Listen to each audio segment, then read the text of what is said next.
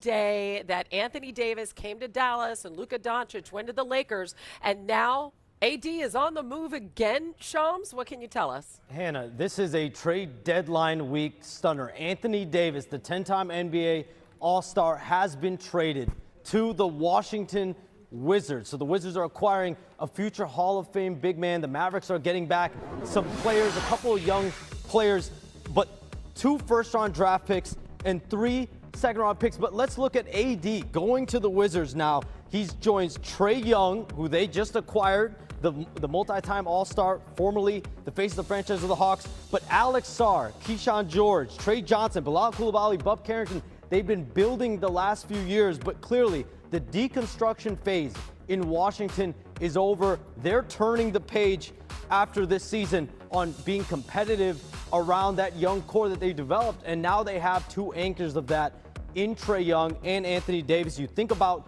the pick-and-roll presence that AD and Trae Young will have together, and defensively, Alex Sarr and AD manning the middle.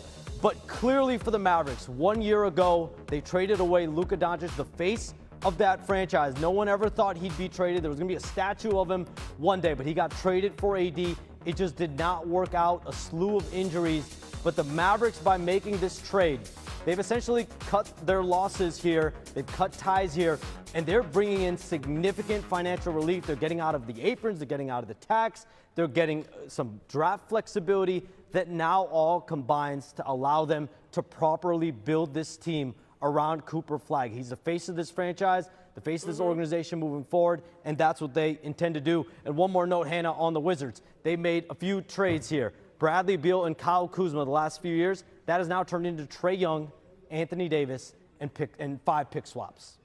Well, it's really exciting for Wizards fans. And then on the other side, you see Cooper Flagg, another 30-point game, is having as good a season offensively as any rookie that we've ever seen. Shams, I know you're not done, because just in the last couple of minutes, the Sixers and the Thunder cut a deal as well.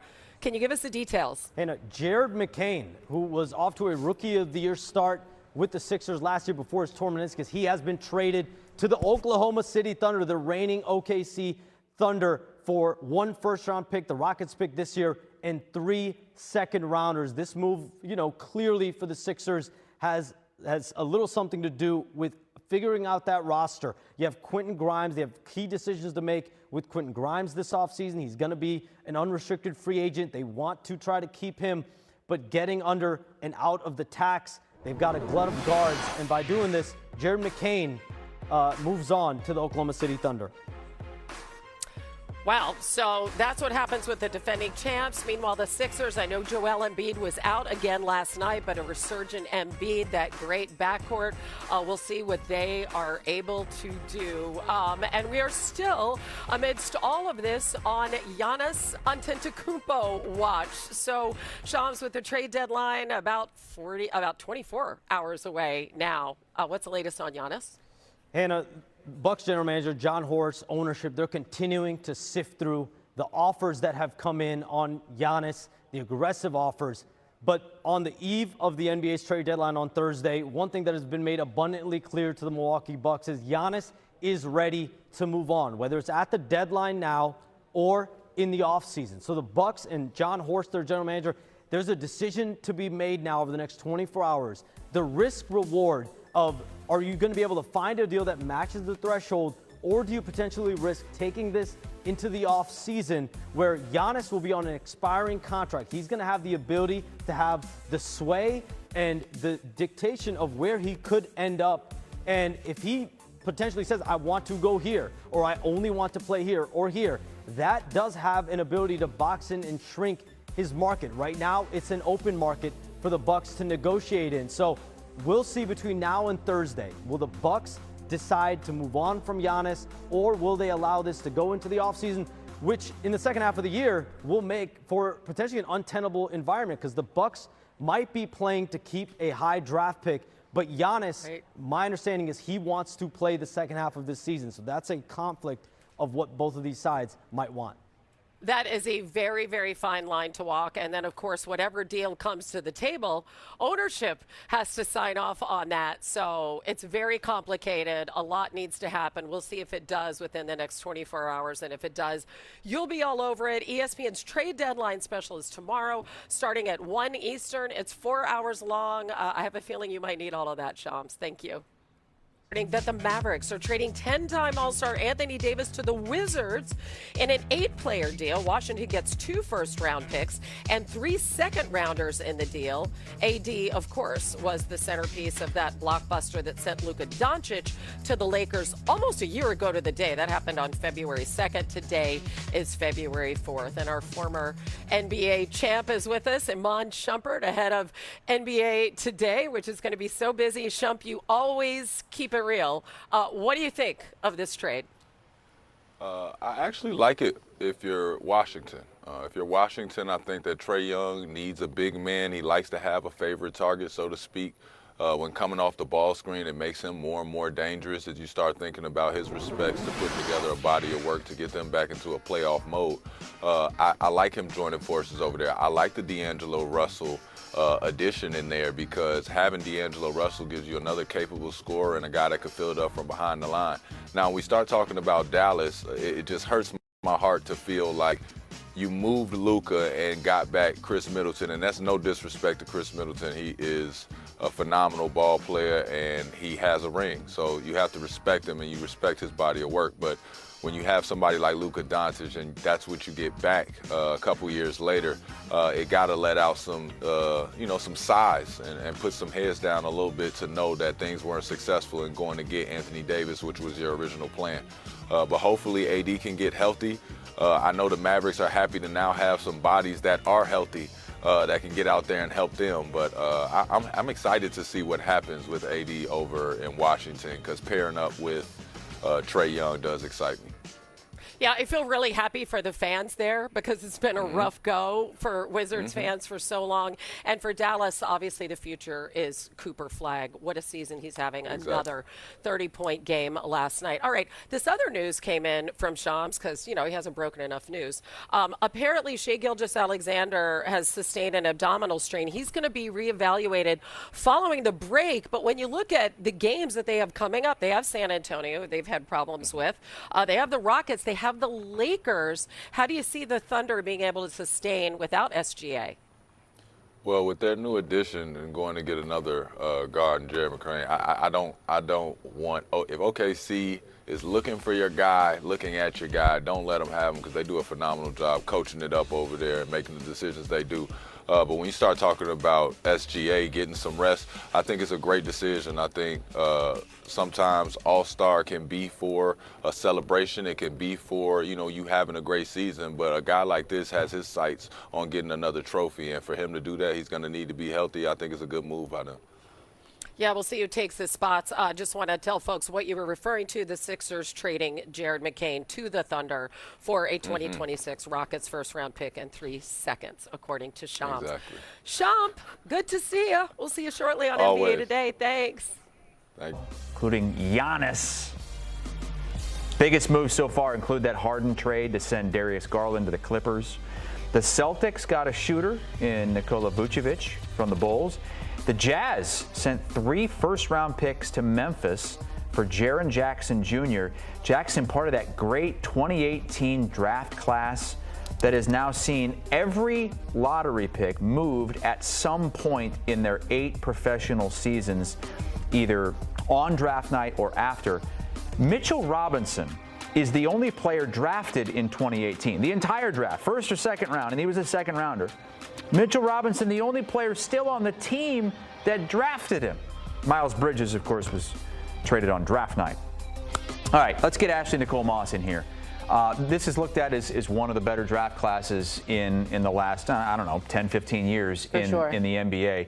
Is the fact that everybody's moved around with the exception of one. Is that more a reflection on the draft class or on the NBA and the current state of the league? Definitely the NBA and the current state. I think all of these players, most of the players from that draft class are still all-stars or still top players. I just think that when we talk about the landscape of the NBA, we're seeing teams kind of just move around and make the moves to make themselves more competitive, whether that's in the immediate impact or if that's playing a long game. Look at like what an OKC did, for example, or honestly, even what a Memphis did before it kind of fell the opposite direction. They were also a team that took a bunch of young guys, grew them within the organization, and we're trying to reap the benefits of that. Then there are anomaly situations like Luka. So there's a little bit of everything, but I think it has everything to do with the landscape of the NBA and hardly to do with the players. Now, there are some names on here that are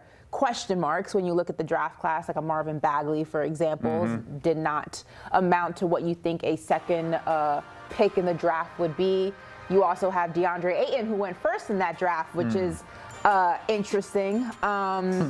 You know, Mo Bamba is another name that we haven't really seen develop in the way that a top 10 pick would. So there are exceptions here. Kevin Knox, I remember that name very well as a New York Knicks fan. So there are definitely some question marks. But if you're talking about some of the names that we've seen move around in the past few days or the past few weeks, definitely has to do with the landscape of the NBA. Well, let's go to Jaren Jackson Jr., who was with the Grizzlies since draft night, taken 4th overall, but yesterday moved to the Utah Jazz for 3 future first-round picks. Yeah, this is actually really sad when you think about it from a basketball standpoint, right? Because I remember years ago, I really had the Memphis Grizzlies when they had, you know, John Morant and Triple J. Dylan Brooks was there, you know, Desmond Bane, who's now in Orlando.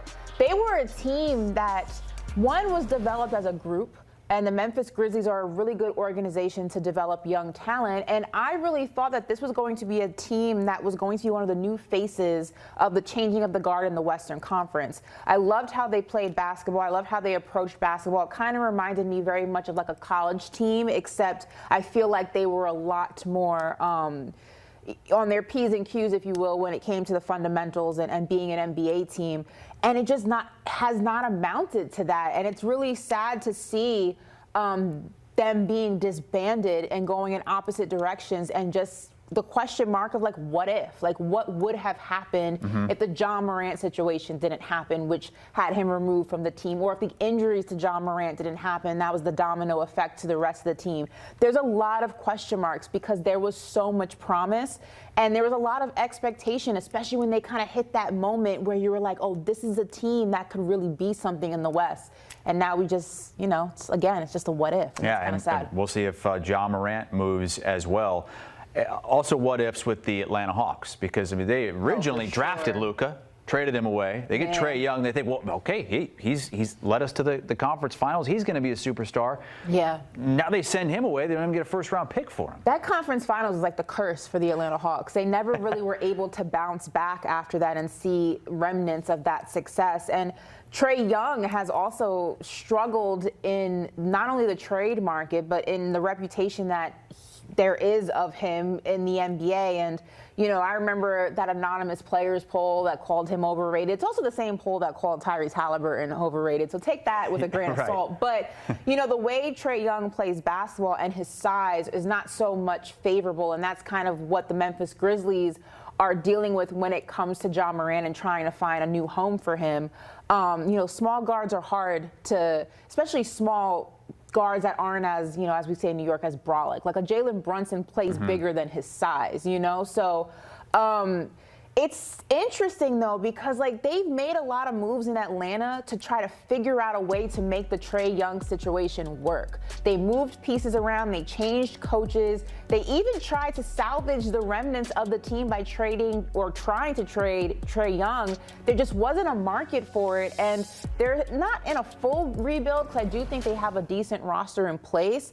But, it's another question mark of like what it could have been, because Trae Young was there for a very long time and just nothing really ever came of it. Maybe you shouldn't trade away Luka Doncic. The Hawks learned that. Yeah. The Mavs have learned that. It was a year ago this week. I don't know if we'll get this big splash like a Giannis this year that would compare to what we saw a year ago this week with Luka going to the Lakers. Yeah, this, a little bit over a year removed from the trade that like shook the league. A year and 2 days ago. I remember exactly where I was, but I thought I was dreaming. I thought it was a fever dream. It was like 4 o'clock in the morning and I had a flight and I was like, wait, what do you mean Luka is no longer a Dallas Maverick? I still don't understand this trade. I'm not going to try to make sense of it a year later.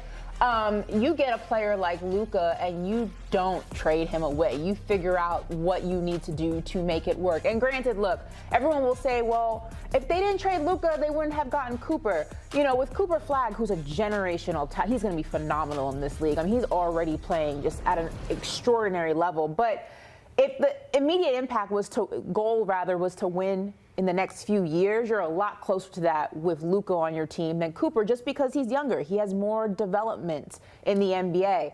I still can't make sense of this, but the Los Angeles Lakers, God must be a Lakers fan, because when LeBron moves on, whether it's Cleveland, retirement, whatever the case may be, they have their next generational star, their next star in LA to kind of lead this team to back to where they once were, and that was winning championships. You build the right team around Luka, he absolutely can do it. So the rich just keep on getting richer. They sent AD to Memphis, or I'm sorry, to Dallas, and he's on the block as well. We'll see if he gets traded before the deadline. One more here from that draft, and it's the one that right now is looking like the best of them all, is the reigning MVP on the best team in the league. It's hard to believe the Clippers had SGA. They had him for one season and then shipped him to OKC. It's also hard to believe in hindsight with what he's become that he didn't go top 10. Right? That's also hard to believe. Just goes to show scouts don't know everything. Teams don't know everything. I know the Clippers. Now, in hindsight, I always have to defend this trade because we have to remember what Paul George was when the trade went down. We think about Paul George now, and everyone's like, how could you do that? But at the time, this was Thunder Paul George. This was a different version of PG-13. So I understand the reasoning behind it because you also didn't know what SGA would become. But this just goes to show that sometimes investing in young talent is the most important thing you can do as an organization, whether it's as a collective unit or an individual player. You can't just always think the grass is greener on the other side. Now, some can say, well, if SGA remained in LA, he wouldn't have become the SGA we know. He's the reigning champ, the MVP. Very much you can say that it's the butterfly effect, if you will. But I just think it's a cautionary tale that when you have a player who has spurts of promise, you don't always have to go after the big vet, the shiny, bright star. Sometimes playing the long game is the most beneficial game, and we've seen it work. We've seen it in OKC. We've seen it in Boston. We've seen it in some other teams. Even if you talk about the Knicks, they don't necessarily have homegrown talent, but they played the long game. They didn't try to jump several steps once the official rebuild began. I just think that was a period in time in the NBA where everyone was trying to get to a championship as quick as possible. And I think a lot of organizations have learned their lesson with that. He was the 11th pick in the 2018 NBA draft, averaged 11 points as a rookie this season, averaging, last season was a career high 33 points per game in that win. And this season, great start as well. Is it going to go full circle? Are we going to get a Mitchell Robinson trade here before the deadline to make it everybody in that draft class switch hands at least? No, I think the Knicks are. I've already been trying to pull that Mitchell Robinson trigger for a little bit. Yeah, but I don't think it's going to happen. I think the Knicks are going to stay put, and that's okay. I'm glad that the spotlight's not on us. It doesn't always have to be about the Knicks, Chris. All right. It doesn't always have to be about us. For you, it does.